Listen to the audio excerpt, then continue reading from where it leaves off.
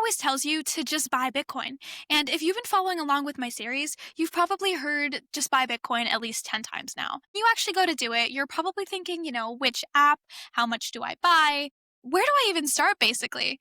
And you know what? I get it. The jokes are funny, the memes are cute, but this stuff feels really, really messy when you're an outsider or a beginner just trying to start. That's why I'm here today. I'm going to show you exactly what to do.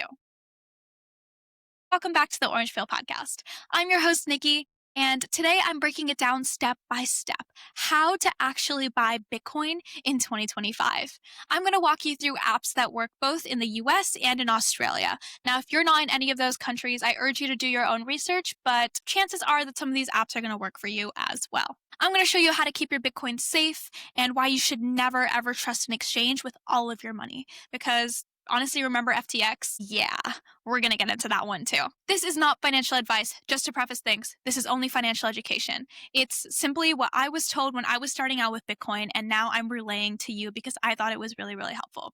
Do your own research, stay smart with your money, and, consult whoever it is that you need to consult. Please don't take what I'm saying word for word. Now, let's peel it back. Here's the problem. When people say buy Bitcoin, they never really tell you the difference between owning Bitcoin and just looking at a number on the screen.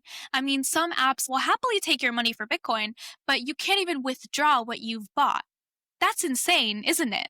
That's not Bitcoin ownership. It's Bitcoin renting, guys. It's crazy.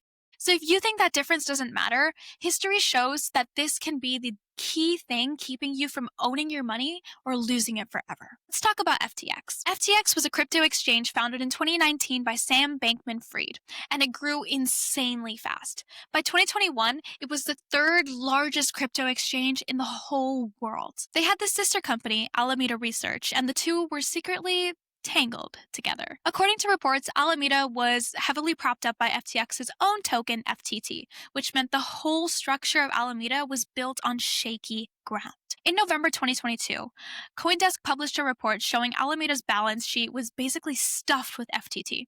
That set off alarm bells worldwide. Binance, which is a competitor, held a ton of FTT, and they announced that they were going to dump it entirely from their portfolio. The token price totally collapsed. Customers panicked, and what happened next looked exactly like a bank run. People rushed to withdraw billions. But according to bankruptcy filings, FTX didn't have the funds to handle all this. There was an $8.9 billion shortfall in customer money. In fact, at one point, investigators found that FTX only held 0.1% of the Bitcoin that customers thought that they had deposited. That's insane. Sam Bankman-Fried was eventually arrested, tried, and I think in March 2024, he was sentenced to about 25 years in prison for fraud and conspiracy. Yeah.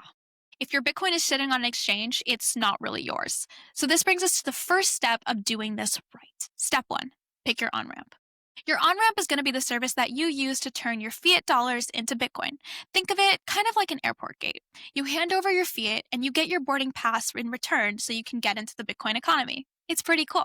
The easiest on-ramp right now is probably Strike. It works both in the US and in Australia. You connect your bank, deposit cash, hit buy, and you're basically done. The fees are low, the app is simple, and most importantly, you can withdraw your Bitcoin. You own your Bitcoin. But Strike obviously isn't the only option. If you're in the US, you also have access to Coinbase and Kraken. These are the big names in the game. Swan and River are other exchanges that are great and Bitcoin only, so this is awesome if you don't want those meme coins distracting you. Personally, I use a mixture of Strike and River. In Australia, Strike works as well, so that's the one that I recommend. But there are also local names like Independent Reserve, Bitcoin.com.au, SwiftX, BTC Markets, and CoinSpot. Do your research and pick one that works for you. Most of these use Pay ID for instant deposits, which is basically Venmo, but Aussie. I would recommend using Strike, and this is the one that's also popular amongst genZ in the area. Once you've got your on-ramp sorted, the next step is actually hitting buy. This is the fun part. Step 2, verification and buying. To buy Bitcoin, you'll first need to go through what's known as KYC. This stands for Know Your Customer. You'll need to upload your ID, maybe take a selfie, and wait for approval. And I think verification approval takes about 1 to 2 business days. That's what it says on Strike at least, but it could be much less, or it could be the same. I don't know what it is for the other exchanges. Sorry, guys. Once you're verified, though, you can deposit funds. And in the US, this might look something like a bank transfer, debit card, or a bank link. Strike does this very, very smoothly, and I love it. In Australia, Pay ID is instant. So that's the one that I would go with, but you can also use a bank transfer. Then you can hit buy. Most apps will make this very, very simple with just a big button that says buy. You can either do a one-time buy or set up dollar cost averaging, DCA. And I did a whole episode diving into what DCA is last week, so definitely check that out if you haven't yet. But basically, DCA is auto buying a fixed amount every week or every month, whatever time frame and whatever amount works best for you and your budget. Think of it kind of like a subscription to Bitcoin. Instead of Netflix, you're stacking sats. It's pretty cool. I mean, it's awesome. It's the best budgeting tool. Strike makes this ridiculously easy in both the US and in Australia. And of course, you don't need to start big. Even $5 or $10 will get you in the game. Now, buying Bitcoin is only half the story. The real power comes once you've taken it off the exchange. Step 3, take custody. Not your keys, not your coins. Leaving Bitcoin on an exchange is like leaving your cash in somebody else's wallet. If they lose the wallet, you're done. You're completely out of luck. That money is gone forever. Real ownership means withdrawing your Bitcoin to your own wallet. There are two main types of wallets to choose from. The first type of wallet is a simple mobile app like Moon, Blue Wallet, or Phoenix. Blue Wallet is the one that I recommend because this is the one that was recommended to me when I was starting out. The second type of wallet is a hardware wallet, something like Ledger, Treasure, or Cold Card. These ones are best for long-term storage, and this is definitely what I recommend to store your Bitcoin on. So if you want me to do a whole video on cold storage and hardware wallets, I definitely can. Once you set up your wallet, you're going to get a seed phrase. This is going to be 12 or 24 random words that are basically your master key. I cannot emphasize this enough, so if you're not listening right now, please wake up and listen to me. Write this down on paper. Store it safe. Do not screenshot it. Do not put it in your email, your Google Drive, or your Notes app. Do not send it to your mom, your dad, your bestie, your siblings, your boyfriend, your husband. I don't care. Do not send it to anyone. If somebody gets a hold of your seed phrase, they've gotten a hold of your Bitcoin.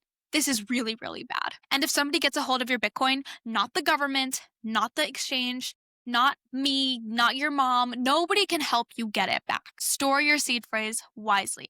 The best way to do this is on a metal backup or in your damn head. Once your wallet's ready, grab your wallet address and go back to your exchange. Now it's time to withdraw your Bitcoin. Always start with the test amount. Then you can move the rest over into your wallet. This is when you finally say you own Bitcoin. So congratulations, you are now part of the Bitcoin Club. Congratulations on getting orange pilled. Here is the coolest part though. You can automate this entire process with automatic withdrawals. Some Bitcoin-only platforms like Strike, River, and Swan let you set up automatic withdrawals. That means that every single time you buy, your Bitcoin instantly gets sent to your personal wallet. It's basically like a direct deposit, but for sats. So instead of your paycheck hitting your bank account, your Bitcoin flows straight into your wallet. It's awesome, guys. Totally automates the whole process. According to Swan's product updates, this was one of their most requested features, and Strike rolled it out in 2024 for the exact same reason. So if your app supports automatic withdrawals, please turn it on.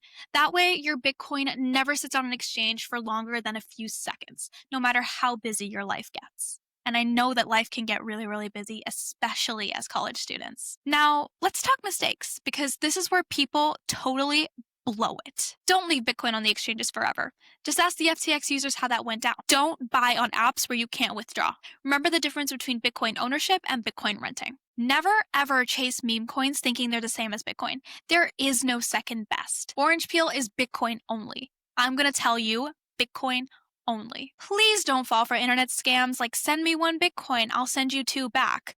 Nobody in your Instagram DMs is going to be sending you Bitcoin. I'll tell you that for free, guys. Please stay smart with your money and stay smart with your Bitcoin. This one's the most important mistake. So pay attention. Don't lose your seed phrase. If you lose your seed phrase, you lose your Bitcoin forever. Like I said, the best way to store this is on a metal backup like a titanium card or microseed or whatever it is, or in your damn head. Be smart, guys. And I know it's annoying, but remember that taxes are real. The IRS in the US and the ATO in Australia both track crypto. So keep your receipts, know your records, and know exactly what to do. So here's how this process is going to look in real life. I'm going to walk you through how to go through this whole thing on Strike, because that's applicable to both my American followers and my Australian ones. But if you're using something else, know that it's probably going to be very, very similar to this. I'm going to show you on the US version of Strike, but it'll probably be the same in Australia, maybe a few minor differences. Here we go. Okay, so quick note, I'm assuming that everyone is able to download the app and do all of the login steps on their own, but if not, leave a comment, I guess. So we're going to start by clicking deposit and then heading into our bank account. You can use any of the other ways to deposit some cash, but I'm going to show you with bank account so we can just do an account transfer. Once you've done that, you're going to need to add your payment method. Again, click on bank account. Now it's going to take you to Plaid, and you're going to need to do some verification steps to connect your accounts. I'm not going to show you this, obviously, for privacy reasons. But once you're done, you're going to come back here to the cash page, and you're going to see a white banner at the top that says you're good to go.